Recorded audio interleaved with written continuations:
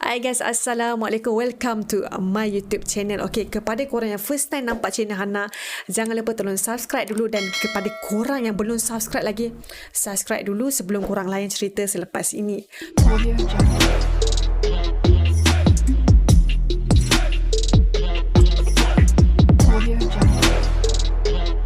Okey, cerita korang ni adalah berkaitan dengan legenda Tasik Chini ataupun legenda Naga Tasik Chini yang berasal daripada Pekan Pahang. Okey, dikatakan pada zaman dahulu ada berlaku sumpahan terhadap sepasang kekasih di mana lelaki telah berubah menjadi naga bersisik emas dan perempuan telah berubah menjadi naga bersisik perak.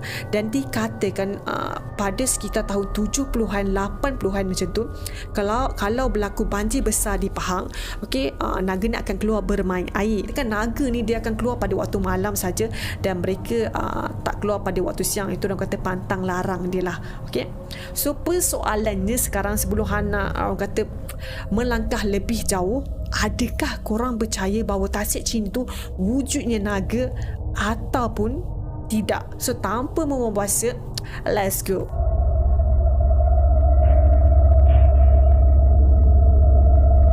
Menurut cerita orang tua dahulu lah, ada sekumpulan orang asli suku Jakun ni, dia masuk ke hutan tebal, lalu dia nak teroka dan membuka tanah tu untuk bercucuk tanam. So pada hari kejadian tu, waktu dia nak teroka ataupun nak bersihkan kawasan tu, okay, dia plan nak buat kat situ, tiba-tiba muncullah seorang wanita tu yang bertongkat.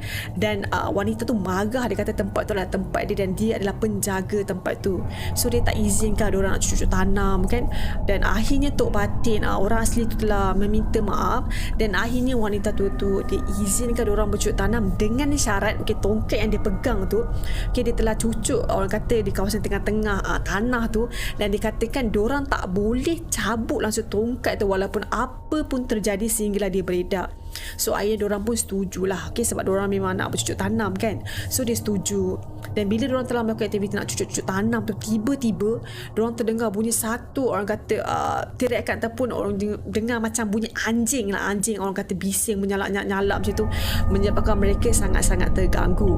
Dan salah seorang daripada orang asli tu, dia telah cari dekat mana lah bunyi salakan anjing, kau ni macam nak halau lah macam tu So dia pun pergi. Bila dia pergi, tiba-tiba dia terdengar dan dia ternampak bila dia ikut bunyi tu, satu kayu yang sangat-sangat besar berwarna hitam. Kata kayu tu macam kayu nak rapuh dah, kayu lama. So apa yang dibuat dia lah, okay, waktu dia nak bercucuk tanam tu, okay, korang bayangkan satu kayu, bila kita cucuk tanam dia akan ada macam kayu bawah tu macam tajam tu kan. So kayu tu dia guna dan dia baling ke arah kayu yang bunyi bising tu lah kan. Tiba-tiba keluar darah daripada pokok tu, memancut-mancut keluar, menyebabkan orang asli tadi tu sangat-sangat terkejut dan dia pun lari lah kan. Lari bertemparan, jumpalah kawan dia tu. So bila dia jumpa kawan-kawan dia tengah cucuk tanam sibuk tu, dia cerita tapi diorang gelak, diorang abaikan, okay? So diorang buatlah kerja macam biasa. Ketika itu awan yang asalnya cerah tiba-tiba bertukar menjadi gelap, diikuti oleh guruh dan kilat sebelum turun hujan sangat-sangat lebat, menyebabkan orang-orang asli yang tengah sibuk cucuk tanam gelak tu, diorang pun terkejut dan diorang pun bertemparan lari. Dan salah seorang daripada diorang ni, okay, telah mencabut kayu yang orang tu letak tu dekat tengah-tengah orang kata tanah tu. Bila dia cabut tu, tiba-tiba keluarlah air yang memancut-mancut keluar daripada lubang tu dan berlakulah sedikit orang kata macam gegaran, lagi menyebabkan orang asli tu panik dan diorang pun bertemparan lari. Okay? Dan dikatakan bila air hujan turun sangat-sangat lebat dan bila air keluar daripada lubang tu, menyebabkan kawasan diorang nak cucuk tanam tu telah terbenam dan akhirnya menjadi tangkungan air dan berlakulah apa yang sekarang adalah Tasik Chini. Dan dikatakan juga, okey, pokok yang hitam tu yang tadi yang besar tu adalah sebenarnya jelmaan naga yang bernama Naga Seri Kumum. Dan dikatakan juga, okey, dekat ada sekitar Tasik itu adalah kawasan-kawasan alur tu, itu adalah kesan daripada laluan orang asli terdahulu. Cuba orang kata menyelamatkan diri.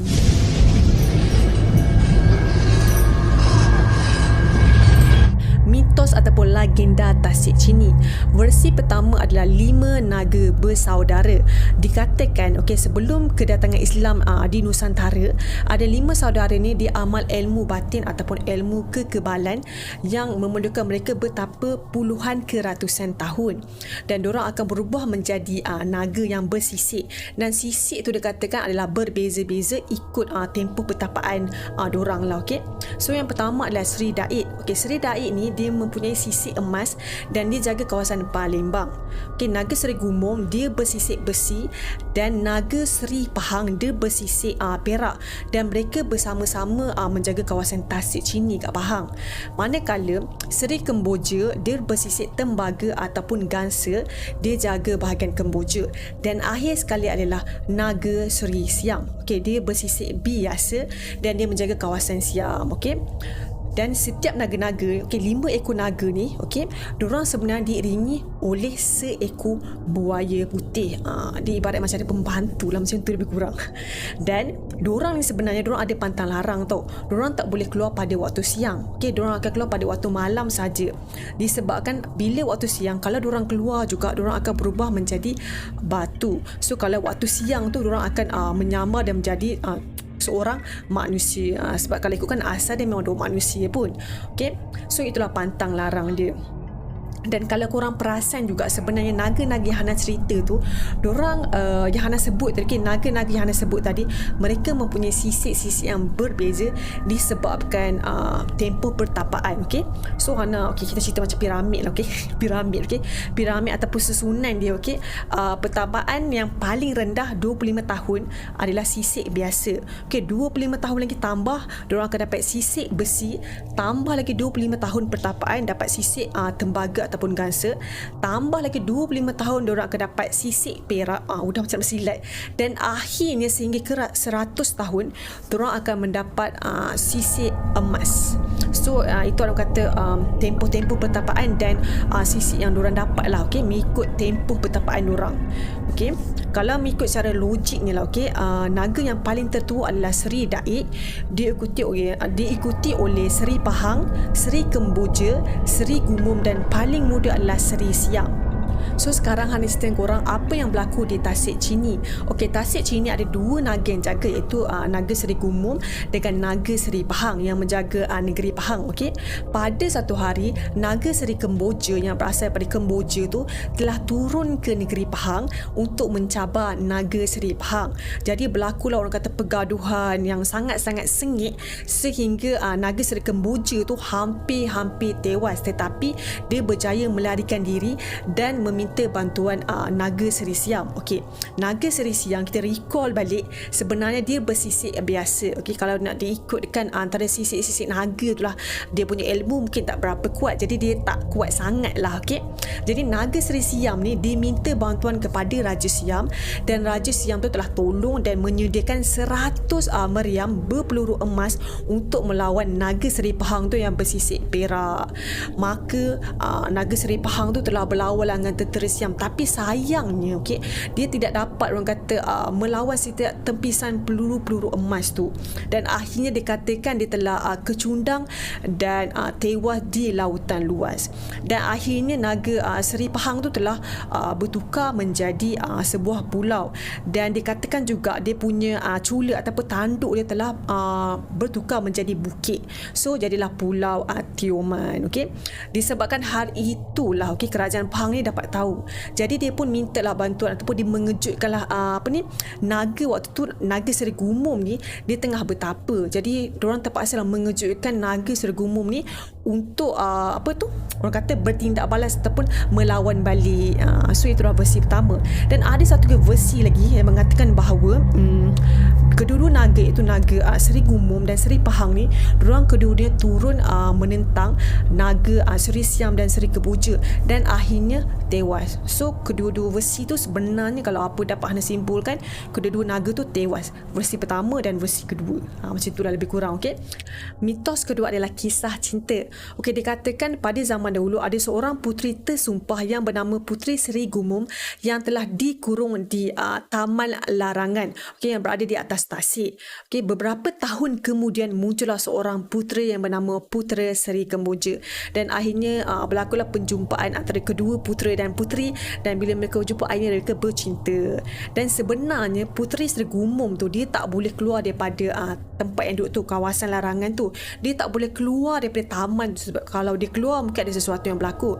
Tapi disebabkan orang kata perasaan cinta, betul orang kata cinta itu buta, jadi puteri tu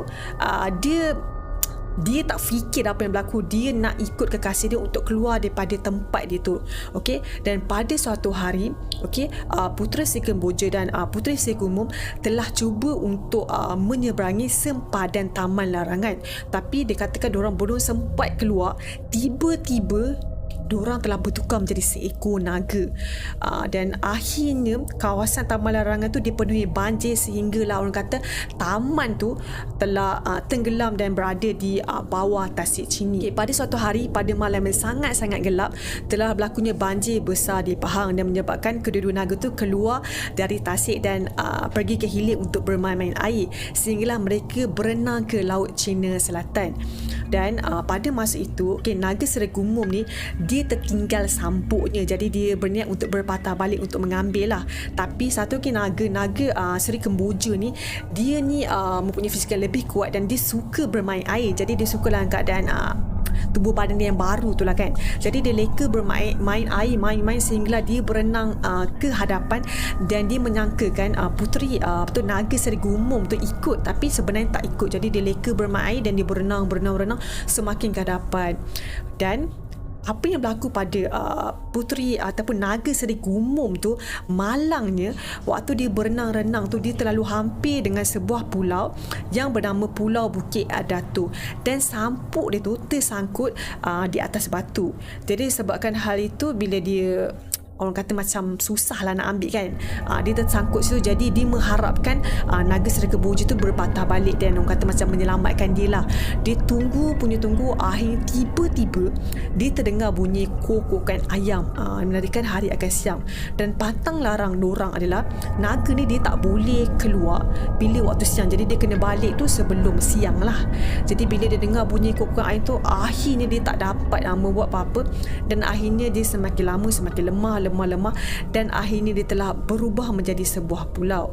Dan dikatakan dekat pulau tu ada satu burung tu bernama Tiong. Okey, burung Tiong dia suka hinggap di pulau tu. So lama kelamaan orang memanggil pulau tu Pulau Tioman.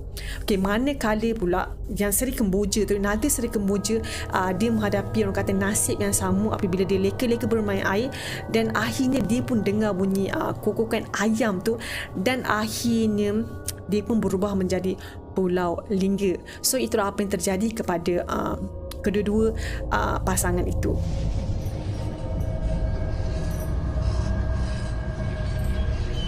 Versi pertama berlaku kepada seorang pelancong yang berasal daripada negara England. Okey, dikatakan pada hari kejadian, okey, pelancong ni telah melakukan aktiviti scuba ataupun menyelam di kawasan Tasik.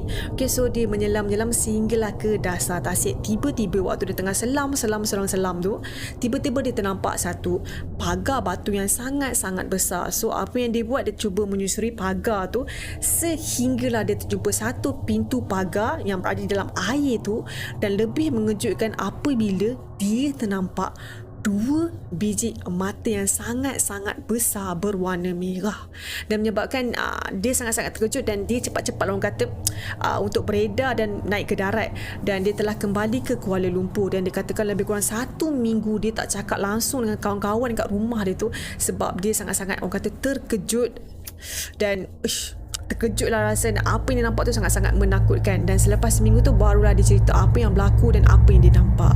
So itulah versi pertama. Versi kedua berlaku kepada penduduk tempatan, iaitu peneroka Felda Chini 2 yang bernama Bahasan Abdullah berumur 51 tahun. Okey, kejadian berlaku pada tahun 1986. Okey, pada hari kejadian, okey, si Bahasan tu dia telah melakukan aktiviti menjaring ikan dekat kawasan Tasik tu. So dia telah menjaring jaring ikan, tiba-tiba waktu dia nak tarik dia punya pukat tu, naik ke sampan, adalah seekor ular tu terlekat dekat jaring dia tu. So pada permulaan lah, dia nak lepaskan ular tu ke dalam tasik, tapi bila dia nak orang kata mungkin nak ambil ke apa, ular tu tiba-tiba bertindak agresif dan menyebabkan si Bahasan ni dia telah menetak kepala ular tu sehinggalah ular tu terkulai layu dan mati. Dan lebih orang kata mengejutkan, darah ular yang keluar tu bukan macam darah haiwan, tapi dia macam darah manusia yang keluar tiba membuak-buak dan banyak, menyebabkan Bahasan ni trauma, terkejut, dan dia ambil bangkai ular tu, dia campak ke tasik, dan dia macam orang kata nak beredar cepat, dia tarik lagi pukat dia tu, tiba-tiba ada lagi seekor ular. So dia buat benda yang sama, dan dia bunuh dan dia campak ke tasik, dan akhirnya dia pun bergegas untuk beredar lah, sebab dia dapat rasakan mungkin sesuatu petanda tak baik dan dia perlu beredar cepat. So bila dia beredar tu, tiba-tiba lebih kurang beberapa jarak daripada tasik dia tu, dia ternampak satu lintasan seekor naga yang sangat-sangat besar berwarna hitam, dan diikuti oleh ombak yang sangat-sangat orang kata kuat. Dan pada masa kejadian tu, dikatakan dekat tepi-tepi tasik tu ada 2 orang warga Indonesia tengah main-main air macam tu lah, mandi-mandi macam tu, dan diorang pun nampak juga. So mereka pun cepat-cepat orang kata macam naik ke darat lah, sama dengan si Bahasan tu. So bila sampai ke darat tu, akhirnya dia pulang ke rumah. Bukan setakat tu saja tau. Bila dia balik kat rumah tu, berlaku orang kata sesuatu yang mistik ataupun pelik kepada diri dia, di mana kepala dia tiba-tiba berasa sangat-sangat gatal, dan 3 hari selepas tu, kegatalan kepala bertukar menjadi orang kata debu-debu yang jatuh. Dia macam orang kata apa, kelemomol, kata-kata tiba bertukar menjadi putih-putih macam tu. Tidak lama kemudian, tubuh Bahasan tu menjadi sangat-sangat lemah, diikuti oleh penyakit kulit, di mana kulit dia tu berlaku kudis dan mengeluarkan nanah dan berbau busuk. Menyebabkan Bahasan ni cuba mendapatkan 30 dikatakan 30 khidmat bomoh, tapi sayang ni bomoh tu tak boleh tolong. Kau bayangkan, bukan 1, bukan 2, tapi 30 khidmat bomoh. Dan dikatakan pada tahun 1988, Bahasan ni pernah ditempatkan ke hospital selama 20 hari disebabkan penyakit, dan penyakit dia itulah. Dan paling yang rasa macam tak masuk akal lah bila doktor tu kata dia tak sakit sebenarnya. So dekat situlah kita kena percaya sebenarnya dalam dunia ni memang ada benda-benda yang mistik, dan benda-benda yang orang kata macam benda ni lah yang macam kita tak boleh ubat secara mata kasar ataupun ubat-ubat hospital. Dan akhirnya Bahasan tu jumpa seorang bomoh yang berada di Terengganu, dan dia telah cerita lah apa yang berlaku, apa yang terjadi kepada dia. Dan bomoh tu kata, bomoh tu lah cakap, sebenarnya penyakit ini memang tak ada orang boleh ubat dia, melainkan dia kena cari ikhtiar sendiri, sebab dia dah buat salah, so memang dia kena minta maaf macam tu lah kan. Lebih kurang gitulah bahasa-bahasa kiasan dia lah. So Bahasan ni apa yang dia buat, dia pergi balik ke tasik tu, dia telah ambil air tasik tu, ikhtiar lah, ambil air tasik dengan tanah ataupun tasik kat situ, dia campur menjadi macam orang kata macam masker lah, ataupun bedak sejuk macam tu lah kan. So dia telah lumurkan ke badan dia sehingga berhari-hari jugalah dia ikhtiar, dia berserah aja, dia buat tu, dia lumur ke badan sehingga berhari-hari. Akhirnya alhamdulillah, setelah berhari-hari akhirnya dia sembuh. So apa yang terjadi kepada dia itulah menyebabkan dia percaya memang dekat tasik Shinto memang ada naga dan ada sumpahan naga. So apa yang telah berlaku kepada dia dan apa yang telah terjadi, dan part paling menyedihkan, Hana lupa cerita pada korang, adalah isteri dia telah meninggalkan dia disebabkan penyakit kulit dia tu. Secara kesimpulannya, walaupun banyak kisah-kisah kata jumpa naga, nampak kenipat naga, tapi secara orang kata penemuan saintifiknya tiada bukti, sebab diorang tak jumpa langsung orang kata bangkai ataupun tulang-tulang naga di tasik Chini. Tetapi pemerintah negeri Pahang ni, diorang setiap kali kalau diorang mimpi naga, memang akan berlakunya banjir besar. Dan juga penduduk orang asli bersuku Jakun, diorang percaya bahawa tasik Chini tu memang orang kata tempat tinggal naga. Dan pada tahun 1960-an, seorang orang kata penjelajah bernama Stewart Merver, dia telah melawat tasik Chini, dan orang kata penduduk setempat kat situ telah kata kepada dia lah, beritahu bahawa dulu ada upacara kuno di mana mereka mengorbankan manusia kepada naga di sekitar tiang batu yang timbul di tasik itu, tujuannya untuk menenangkan naga tu. So dengan cara itu pekan tu aman dan tidak dilanda banjir lah. Okey, dan ada seorang dia punya lepas tu lah seorang pemandu dia tu bernama Cik Yang, dia mengatakan bahawa Pekan pernah dilanda banjir beberapa tahun selepas itu apabila diorang ni dah stop buat cara kuno tu lah. Okey, dia tak bagi naga tu, dia tak korbankan manusia dah. Dan selepas itu berlakulah banjir yang sangat-sangat besar, okey, di Pekan. Dan pada suatu hari ada seorang gadis ni dia tengah orang kata macam basuh baju lah.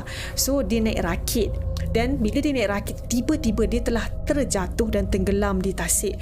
Dan bila jatuh tenggelam dia akhirnya dia maut. Dan selepas tu dikatakan bila gadis tu jatuh dan maut di tasik tu, dikatakan tiba-tiba air sungai tu yang banjir tu tiba-tiba dia reda dengan sangat-sangat cepat, dan menyebabkan penduduk tu fikir dan percaya bahawa naga tu macam puas hatilah, ibarat macam dia telah mengorbankan mangsa, dan mereka percaya macam itulah. Okay, So itulah apa yang berlaku di Tasik China.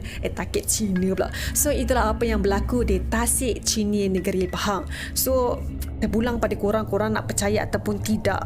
Yelah, mungkin korang percaya bahawa memang Tasik China tu ada naga, mengikut apa yang Hana share pada korang tadi, ataupun korang rasa sebenarnya mungkin itu adalah buah-buah mulut ataupun nak penambah perisa. Kita tak tahulah kan. Sebab apa-apa pun ini adalah mitos ataupun legenda. So apa saja pendapat korang boleh komen kat bawah. Okay, mungkin korang boleh share betul tak Tasik China ada naga, ataupun mungkin korang boleh share apa-apa saja di ruang komen. Dan jangan lupa Hana subscribe terlebih dahulu. Okay, so bye.